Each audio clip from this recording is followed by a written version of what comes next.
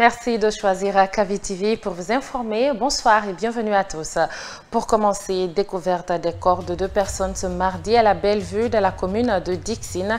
La mère a rejeté les 2 enfants après avoir été noyés dans la journée du lundi alors qu'ils étaient allés jouer au football. Leur disparition tragique a laissé une vive émotion dans les familles endeuillées. Les explications à suivre. La décision du ministère du Commerce, de l'Industrie et des PME annonçant la fermeture de plusieurs unités industrielles d'eau minérale suscite la réaction des acteurs, défenseurs des consommateurs et acteurs d'assainissement apprécient la vision tout en émettant des réserves quant à la mise en œuvre de la décision. Réaction à suivre. Nous irons également à la rencontre d'une jeune entrepreneur qui, dans ses passe-temps avec le crochet, a vu son activité devenir une passion.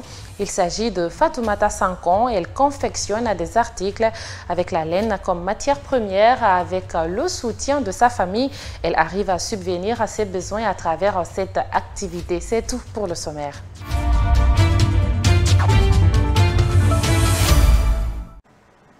Encore bonsoir. 2 personnes ont été retrouvées mortes ce mardi à Dixine, à Bellevue. Leur corps a découvert, rejeté par la mère, par les familles respectives. Selon les témoignages, ces jeunes étaient allés jouer au football avant d'être noyés. Une situation qui a provoqué une vive émotion dans le quartier. Mohamed Lamine Dafé. Les 2 corps ont été découverts après 24 heures de disparition dans la mer. Mamadou Malal Baldé et Alseni étaient partis jouer au football avant d'être terrassés par l'eau des mers. Les enfants sont âgés entre 9 et 10 ans, selon leurs parents. Cette découverte a créé une émotion sur les lieux. Bon, nous étions au bureau. Téléphoniquement, le chef de quartier nous a informé qu'il y a un corps qui se trouvait dans le littoral ici. Donc on est venu. On cherchait les parents au même moment. On nous a rappelé encore qu'il y a un autre corps qui se trouvait à côté. Mais d'information en information, il se trouve que c'est des élèves. Ils étaient venus pour se laver au niveau de la mer. Les parents sont désapprouvés après la disparition tragique de leurs enfants. Chacune des mères explique comment son enfant a quitté la maison dans la journée du lundi. Nous avons demandé où est Alseni sous cette grande pluie. Il doit rentrer à la maison. Sa mère a répondu qu'elle n'est pas inquiète car son enfant rentre toujours. J'ai dit que j'ai vraiment très peur.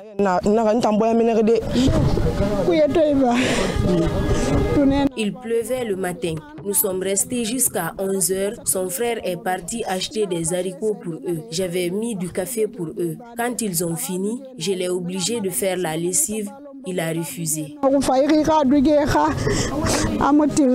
Selon les témoignages, Alseni et Malal se sont eux-mêmes plongés dans la mer. Dans le cadre de la sécurité, la police nationale ne compte pas baisser les bras sur la lutte contre la drogue couche, devenue un phénomène inquiétant en Guinée. Elle a mené plusieurs opérations de ratissage et de démantèlement des zones de consommation et de vente suivies d'arrestations dans le Grand Conakry. Le directeur général de la police encourage les unités à poursuivre le processus afin de minimiser le fléau dans la société guinéenne. Bangali Camara. Ces derniers temps, plusieurs personnes ont été arrêtées pour des faits de vente et de consommation de la drogue à Conakry et environ. Les opérations de ratissage et de démantèlement des zones de suspects ont permis de mettre main sur des mis en cause en lien avec le banditisme. La police nationale, inscrite et engagée à lutter contre ces fléaux, est encouragée par les responsables hiérarchiques pour aller en avant dans le processus. Et vous-même, vous voyez que on dormait. Et on ne doit pas dormir. Quand la police dort, c'est le peuple qui est menacé. Et raison pour laquelle nous avons réfléchi pour mettre cette opération mixte en marche. Et cette opération mixte qu'on appelle Ouragan, il est à sa première phase. Honnêtement, je suis très satisfait pour le premier résultat. Et c'est grâce à vous. Une nouvelle stratégie d'opération appelée Épervier sera exécutée avec la police des frontières dans les prochains jours, annonce le directeur général de la police nationale. Et la deuxième phase serait l'opération Épervier. L'opération Épervier va s'effectuer en synergie d'action avec Ouragan, c'est-à-dire épervier le long des frontières qui sera effectué par notre compagnie, la CIPAF. Plusieurs jeunes sont morts à l'effet de la consommation de la drogue couche en Guinée ces derniers temps. Autorités, parents, importateurs et les acteurs engagés, chacun doit jouer sa partition pour lutter contre la drogue grandissante. Dans l'actualité, la fermeture de plusieurs unités industrielles d'eau minérale a fait réagir les acteurs à Conakry. À l'Union pour la défense des consommateurs de Guinée, la décision est salutaire. Celle-ci doit être accompagnée par des actes de suivi sur le terrain, estime le président de la structure. Une telle initiative favorise également la salubrité publique. C'est pourquoi les acteurs évoluant dans l'assainissement voient une façon d'aider à la préservation de l'environnement. En Soubaï le Baldé. Mbani Sidibé, président de l'Union pour la défense des consommateurs de Guinée, salue la mesure du ministère du Commerce, de l'Industrie et des petites et moyennes entreprises de fermer certaines unités industrielles de fabrication d'eau minérale en Guinée. L'activiste de défense des droits des consommateurs émet tout de même des réserves relatives aux autres qui n'ont pas subi la même mesure après identification. Quand on a lu les séries de communiqués, nous sommes en train d'avoir des réserves.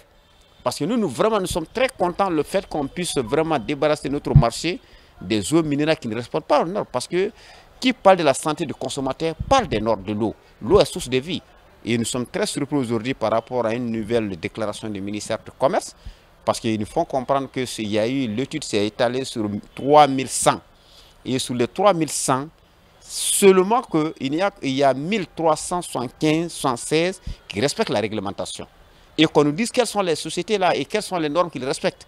La fermeture de nombreuses unités industrielles d'eau minérale peut encore favoriser la diminution de l'insalubrité grandissante en Guinée, estime Sékou Keïta, président de la coordination nationale des acteurs d'assainissement de Guinée. Pour nous, la suppression de ces unités industrielles par rapport à la gestion des déchets plastiques, nous allons dire que c'est une bonne chose pour nous, parce que ça va diminuer la quantité de déchets plastiques qui ne périssent jamais dans la nature. Et c'est à la fois, ça joue non seulement dans la salubrité publique. 1724 unités industrielles sur 3100 identifiées sont concernées par la décision du ministère du Commerce, de l'Industrie et des petites et moyennes entreprises annonçant leur fermeture pour non-conformité dans les activités de fabrication d'eau minérale.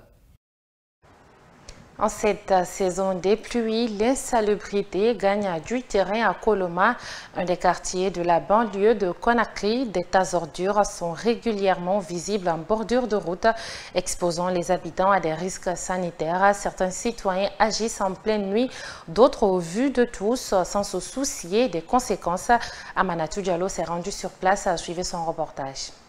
À Koloma, plus précisément au bord du marché, les ordures jonchent le sol. Les étalagistes installés à quelques mètres cohabitent avec cette odeur nauséabonde. Les piétons, eux, marchent difficilement entre les tas d'ordures. Boubacar Bari, chef de section des moutards de Koloma, juge cette attitude des citoyens de son quartier irresponsable. Selon lui, il contribue à la dégradation de leur cadre de vie à tous. Nous risquons, nous tous, d'avoir les maladies quand nous respirons les ordures pareilles. Vraiment, nous sommes très inquiets pour ces ordures-là. Même avant-hier, ici était propre.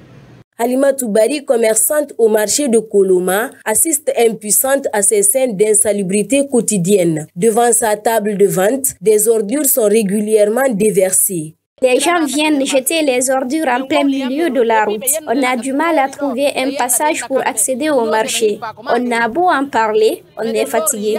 Parfois, quand tu essaies de sensibiliser, on t'insulte. D'autres disent que les ordures sont déjà là. Donc, ça ne dérange personne s'ils en rajoutent. Juste à côté du dépôt sauvage d'ordures, on peut voir une plaque portant l'interdiction formelle d'y jeter des déchets, sous peine d'une amende d'1 million de francs guinéens. Une mesure visiblement ignorée. Face à cette réalité, Mamadou Yaya Diallo appelle les autorités locales et nationales à renforcer les sanctions.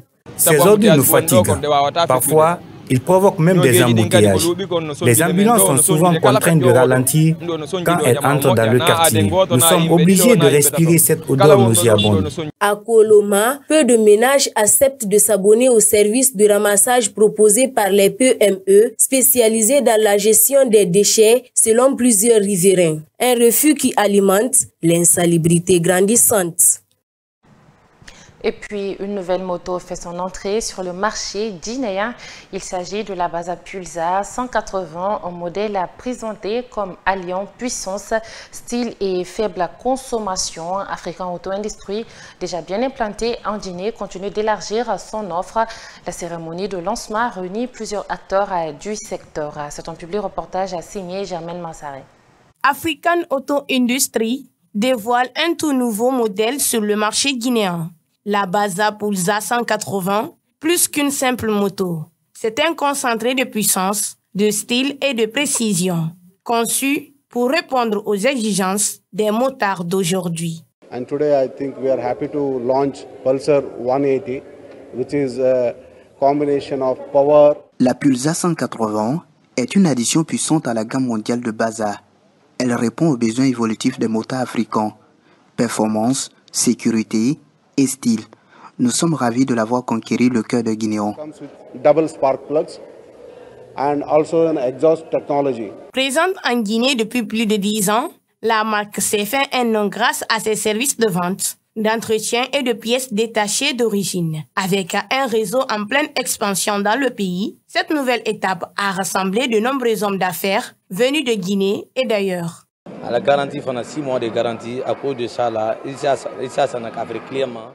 la moto que j'ai vue est de très bonne qualité, avec de très bons conforts et une puissance exceptionnelle. En plus de ces atouts qu'elle possède, vous avez le casque, le sac à dos, l'antivol. Si jamais vous l'achetez, vous avez 6 mois de garantie, chose d'ailleurs qui est très rare. La Baza Pulsar 180 ne se dit pas seulement par son design ou ses performances. Elle consomme également moins de carburant au kilomètre. Un avantage non négligeable pour les utilisateurs en Afrique, où l'efficacité reste un critère essentiel. Mes caractéristiques, les motos quand j'ai demandé, c'est par rapport aux 2 bougies. Il y a un système pour freinage. Quand je fais le devant, c'est automatiquement attrape le derrière. Ça va éviter les problèmes d'accident. Pour se procurer ce nouveau bijou, il suffit de débourser 15 500 000 francs guinéens. À l'achat, une garantie de 6 mois est offerte.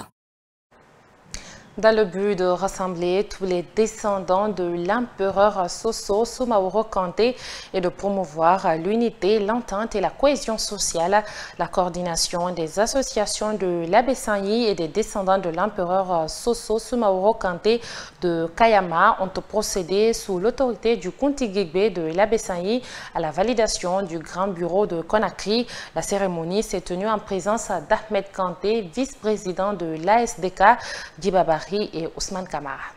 Cette cérémonie de validation du bureau de Conakry a réuni plusieurs personnalités du pays avec une forte mobilisation des femmes venues de tous les horizons. Elle s'est déroulée sous la présidence de l'honorable Ibrahima Bangoura, représentant du Kuntigigbe. Dans son intervention, il a précisé la mission confiée à ce bureau dirigé par l'ambassadeur Ahmed Tidjane Sako avant de faire une invite aux responsables de l'Abessanyi Kaladeska. Je voudrais d'ores et déjà vous rassurer que ces différents bureaux auront pour mission de bâtir quelque chose de sérieux et de durable. Nous attendons de leurs membres qu'ils fassent preuve d'engagement, de rigueur et d'exemplarité. Leur tâche est lourde, mais elle est sérieuse et noble. Porter la voix des populations, promouvoir l'unité, se saisir des opportunités de formation et d'emploi des jeunes de la valorisation des métiers, de la promotion des femmes et que sais-je encore. Pour ainsi dire, de l'Evesanyi Kaladeska, une force constructive qui est en faveur de la fraternité. De son côté, le représentant de l'association des descendants de Soumaoro Kanté a tout d'abord salué l'atmosphère de paix et de convivialité qui a régné pendant la cérémonie. Pour Ahmed Kanté, ce bureau aura un impact positif sur la cohésion nationale. Nous sommes venus ici en tant que membres de l'une des composantes de la Kaladeska qui s'appelle l'ADESCA, c'est-à-dire l'association des descendants de Kandé Galmangue Soumaoro et alliés. Et nous sommes représentés ici par mon président qui est El Hadj Aboubakar Kanté et qui m'a donné l'honneur de prendre la parole au nom de cette association. Donc ici, ce sont des messages d'unité, des messages de paix, des messages de convivialité pour qu'ensemble nous puissions construire une Guinée qui soit prospère, une Guinée qui soit unie, une Guinée qui soit solidaire, une Guinée où le bien-être des Guinéennes et des Guinéens est l'objectif principal. Donc voilà un peu pourquoi nous sommes là aujourd'hui. Ce que nous célébrons, c'est l'unité. Et cela n'est que l'expression de la politique voulue par le gouvernement, voulue par son leader principal qui est le général Mamadi Doumbouya. Après son installation, ce bureau aura un rôle principal qui est d'unir tous les descendants de l'empereur Soso Soumaoro Kanté de Kayama en particulier et tous les Guinéens en général. Ce soir, nous allons à la rencontre de Fatoumata Sankan, jeune entrepreneur. Elle confectionne à la main des boucles d'oreilles et des vêtements en laine. Ce qui n'était au départ qu'un simple passe-temps s'est transformé au fil du temps en véritable passion. Devenue son propre patron, aujourd'hui, elle arrive à subvenir à ses besoins à travers cette activité créative. Khadija Kaba. Tout est parti d'un simple amusement devenu au fil du temps une passion. Fatoumata Sankan n'arrive plus à s'en passer des crochets. Elle fabrique des vêtements et des boucles d'oreilles à la base de laine. Diplômée depuis 2020 en télécommunication, Fatoumata arrive à se frayer un chemin dans le métier. J'étais à la maison, je faisais pratiquement rien lors du confinement et ça m'a poussé à créer une activité rentable. Parce que je m'ennuyais et nous savons tous que le confinement a tellement fatigué les esprits et les gens. Raison pour laquelle je me suis dit de me lancer dans une activité créative. C'est pourquoi j'ai préféré le crochet. L'amour s'est développé au fur et à mesure. Je ne savais pas qu'avec le temps, j'allais aimer autant le crochet. Fatoumata Sankan bénéficie du soutien de ses proches. Sa mère est sa première admiratrice. Quand je l'ai vue d'abord, elle a commencé par confectionner des boucles d'oreilles. Elle a confectionné une paire de boucles d'oreilles. Elle l'a portée. Elle l'a fait porter à sa petite sœur. Après, moi aussi, j'ai porté. Donc, j'ai trouvé que c'est bien. Après, j'ai commencé à l'encourager de fabriquer d'autres aussi. La jeune créatrice ne compte pas s'arrêter là. Chaque jour est un défi pour elle. Elle continue à se former pour pouvoir satisfaire ses clients. Je suis quelques tutos, mais j'essaye de trouver quelques points que je ne connais pas. J'apprends sur le tas. Parfois, j'essaye aussi de créer et de voir comment m'améliorer. Il n'y a pas de saut métier, déclare Fatoumata Sankan. Toutefois, elle invite la jeunesse guinéenne à entreprendre afin d'être autonome. Et pour finir, les petits explorateurs de la colonie de vacances Mondial Express 2025 ont visité la capitale ghanéenne ce lundi 21 juillet, accompagnés des guides de l'Institut Hop Life. Les jeunes se sont rendus dans un premier temps à l'aéroport international Kotota, avant de faire un tour au centre commercial la Marina Mall. Reportage à Mamadou Tanouba. L'agence de voyage et de tourisme Mondial Express continue de rendre agréable la colonie de vacances des petits explorateurs sur le sol de la terre africaine du Ghana. Les jeunes ont fait leur première sortie de visite dans quelques endroits de la capitale Accra, notamment le gigantesque aéroport Kotako International, où ils ont été éblouis par cette infrastructure imposante avant de faire un tour au centre commercial Marina Mall. Des membres de l'Institut Hoplife étaient à bord du car pour servir de guide aux jeunes Guinéens en immersion à Accra. Aujourd'hui, avec les enfants, comme on vous a promis déjà, la première des choses, nous sommes venus les chercher des puces afin qu'ils puissent se connecter, pour avoir des connexions et appeler les parents. Et la deuxième des choses, nous avons été à l'aéroport du Ghana, Kotoka International Airport. Nous sommes venus là-bas et nous avons essayé de montrer les lieux et les enfants ils étaient vraiment contents, dans la joie. Et après là-bas nous sommes venus à Mariana Mall. De Mariana Mall on a essayé de un peu regarder à l'intérieur, faire des petits achats et montrer un peu, expliquer à les enfants comment est la ville d'Accra. La ville d'Accra est l'une des plus propres du continent africain et cela, les petits explorateurs guinéens l'ont constaté de visu. La ville elle est belle, il y a de beaux endroits, j'ai aimé. L'aéroport est grandiose, c'est magnifique, un vrai spectacle au fait. Les villes sont propres, les rues non, c'est impeccable.